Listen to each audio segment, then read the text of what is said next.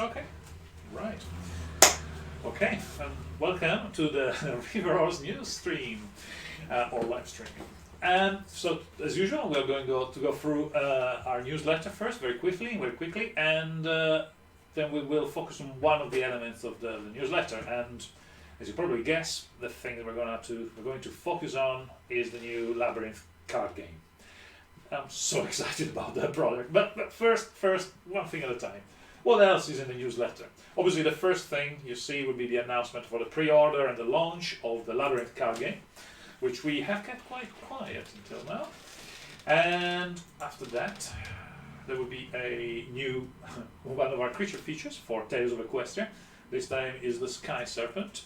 I have to say that we're starting to get some quite interesting entries from people about Tales of Equestria, the creature feature. I mean, if you scroll down, there's the competition would allow you to win a starter set for Tales of Equestria if you submit a creature of your own creation. It could be a pony, it could be a monster, it could be anything else really. We had some really fun entries, and we're gonna showcase them with you very soon. So please do keep sending them down. They're really good fun.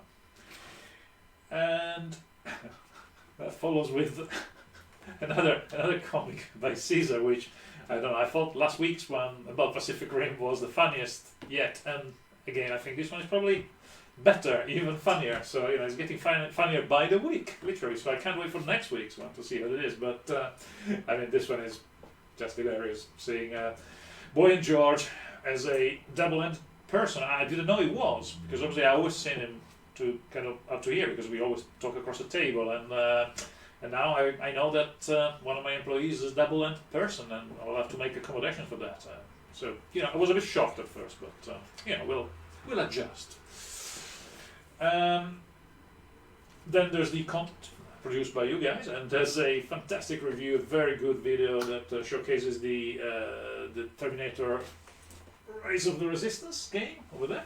I don't know if it's in shot, but our board game based on the Terminator license, and with all its huge amount of content. So if you go back in reviews, you will see one when I do the unboxing of it, and this video shows you some gameplay as well. So check it out. What's next? Oh, after that there is the thing that tells you about what we're going to do next, which is talking about the Labyrinth card game, and also reminds you that the previous live stream you were able to see some of the Pacific Rim stuff that arrived, and we are again about to bring to market. Exciting period, lots of new stuff coming up. And just apropos, at the end of the newsletter, you'll have a long list of pre-orders. That, I mean, it's getting very, very long. We better start to get some stuff in. I mean, we have the Hunger Games coming in on pre-order on a ship. August Oubliette about to finish and about to be produced for Tales of Equestria. The role-play game, the adventure game for Labyrinth, which again is in production. Obviously the card game and all the Pacific Rim stuff. So all the wave one. So my God, there's so much pre-ordering. They're all ships and almost finished projects, so yeah, that'll all be here very soon. Cool. So that was the newsletter. Subscribe for our newsletter if you want to see these things first. And now, let's focus on one thing that I've been waiting so I was looking forward so much to actually being able to announce this and talk about it. So basically, the card game for Labyrinth. It's something that I've been thinking about for a while, and we finally managed to make it happen. And what is it? I'll give you a little bit of background first. I was born in Turin, in Italy, which is very near the French border, which means I have relatives in France. And I spent, as a young lad, quite a few years in France in summer, playing cards with an old man that lived near our neighbors, and so was a neighbor of our relatives there in Vauvray, near Tours, and so actually very on the Loire, which is a fantastic part of France. And basically there I frolicked around went around the countryside quite a lot, and played cards with his man, and he was amazing, as well as pétanque. We played pétanque, but also cards. And the card game I played as a young lad with this man and with my family and my relatives there. It's called the Jeu de Tarot, which is effectively is a trick-taking game. You might have played things like gin rummy or bridge, even. If you're to go already at the top end of it. If you're Italian, you might have played briscola. Is that kind of game. So we played this game together. I really enjoyed it. It was good fun, but those cards, the cards we were using, are interesting, are unique, are always I found them very fascinating. I got into the history of those cards and did some research, and basically what I found out is that the normal playing cards that we're used to come from medieval game of cards that came through Arabia, from Arabian merchants into Europe, and then were adopted by European nations and adapted to different cultures. They had different iconography, different artwork, different the cards themselves were how many cards were in the deck, what the cards were representing. It all varied. There's many, and then of course there is the standard, which is what we use today for poker cards, the standard cards and the playing cards. But in the Middle Ages, there were a lot of different symbols that got merged into this. There's a lot of mysticism going with it, and some of these symbols, some of this were used in these games in the Victorian times were used to create what the deck of tarot cards that are used for reading and occult stuff. But this is one thing. This is no longer a game. But actually, what I want to do was to go back to that game, to the fun, to the people playing together, and all that history that goes with it, much before in the Middle Ages.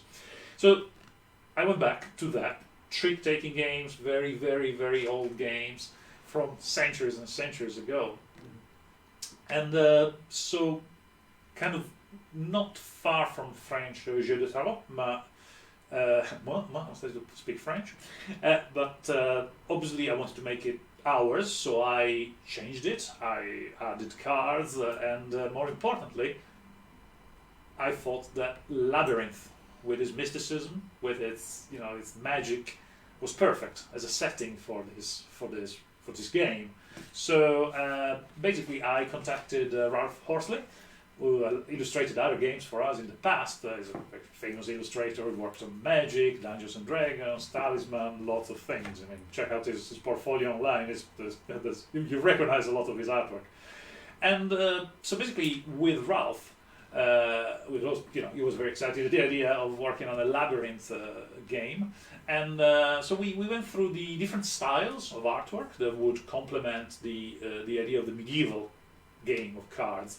So we tried sepia color cards, and then we settled for a full color cards, but very 2D. We say like flat artwork, is in the cards that again would be reminiscent of the Middle Ages, of stained glass windows, of that kind of historical feel to them. Where cards. If you do some search online, you'll see pictures of very, very old cards, and they all all the characters are one side and flat, and also the artwork is always doubled. It's always double-ended, as in there's always cut around the middle. It's like bust and then bust reversed, like in playing cards. You can see today in the face cards of a deck of cards, and that was the case for all the artwork there. So we kept that. So now we basically have an entire deck of cards which have artwork inspired to Labyrinth, and all the characters are like you have a Jareth with his orb, and then Jared with his orb reversed, so that actually it doesn't matter which way around you hold the card. When you have cards in your hand of cards, then you have cards with symbols, and you read the symbols on the corners, and doesn't matter which way around, upside or down, you keep them. So the artwork, splendid. I think Ralph did a splendid job of that kind of ancient style, very medieval style of art portraying the Labyrinth, which is like, it's a mind trip. It's something 80s, but portrayed in a medieval, what would have happened if in the Middle Ages they were trying to portray Labyrinth. So great artwork, and in terms of rules, it's a 4-player game. It's a trick-taking game, so basically I would be sitting in front of my teammate, and there would be opponents again sitting across the table on our left and right.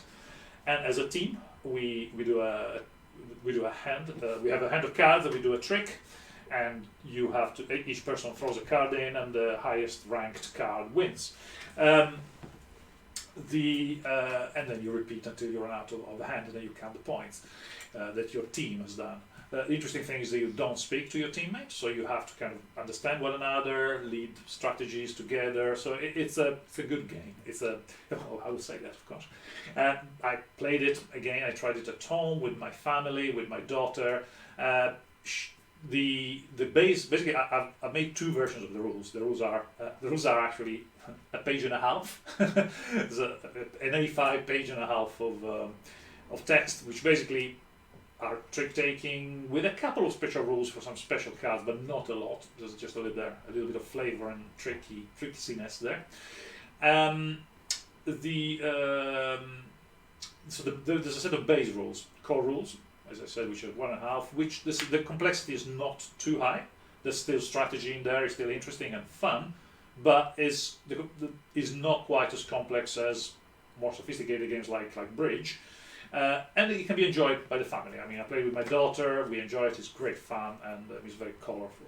But then I thought, okay, I will make a set of advanced rules. I want a different level on this as well, for people that are more maybe already keen players, maybe they're Bridge players, and simply the difference is the advanced rules include the following suit rule. So where basically when you lead a trick, the other people then have to follow suit if they can, which obviously allows you to manipulate the opponent's plays, the opponent's cards. So it adds certainly a higher level of planning and control, and so it's definitely more sophisticated, more complex, which I would suggest using for with people that are more into higher complexity games.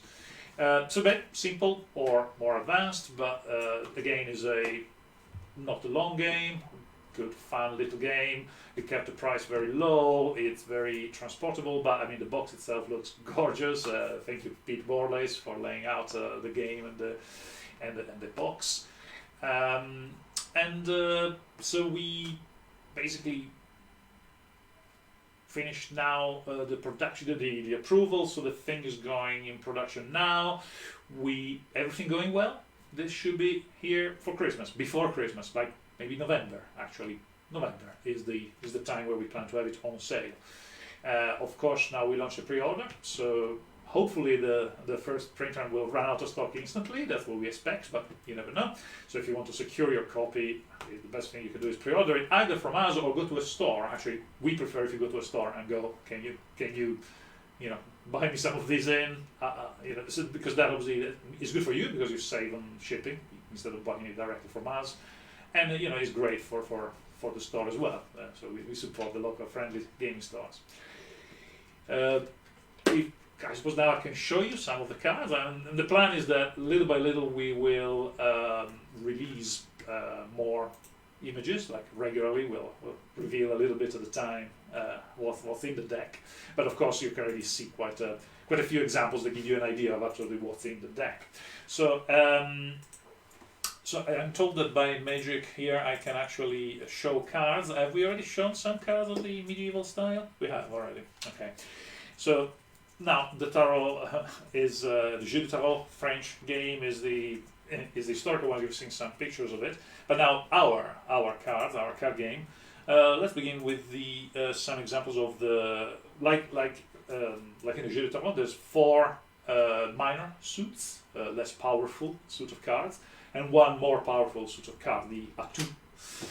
If you play in France, and besides, I think actually France is probably the only country in the world where people still use this style of cards as a game, which is, I don't know why, but that seems to be the case for some mysterious reason. So if you're French, you're probably more familiar to what I'm talking about. If you're not, you're probably going, well, okay, card game, medieval cards, oh wow, it looks a bit like tarot cards, are fantastic, let's check it out, hopefully. So, the suit of cards, so if I wave my hands in the air, you probably see around me so the examples of the cards. So you say that we went for 4 minor suits. The 4 minor suits that we put into the game, and I hope I remember them all, are orbs, books, clocks, and amnesia, owls.